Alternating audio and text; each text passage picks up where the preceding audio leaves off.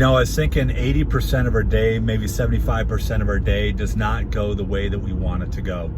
I think that's just life, and I'm not trying to be negative Nancy, but I think the trick is what do we do and how do we handle the 75 to 80%? How do we handle maybe a harsh word from a spouse? How do we handle a child that may not be listening? How do we handle a client that may be a little bit more challenging? How do we handle being cut off in traffic?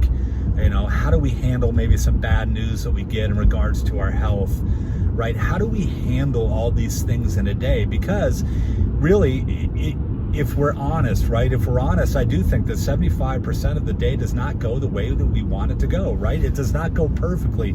It could be a little thing, right? It could be a response to a text and you don't get the response back that you want fast enough, or maybe the response that you were looking for.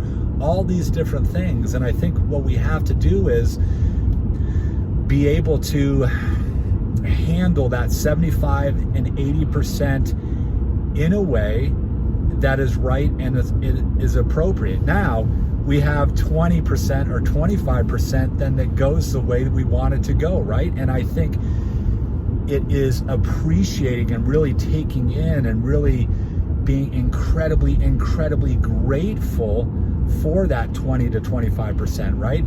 So it's kind of like this, how do we deal with the 75, 80%, and then how do we deal with that 20 to 25% that goes our way? And I think it's incredibly important that every single day, at the end of the day, we look and we say, how do we handle the not so good things? And then how do we really appreciate and enjoy the really, really good things?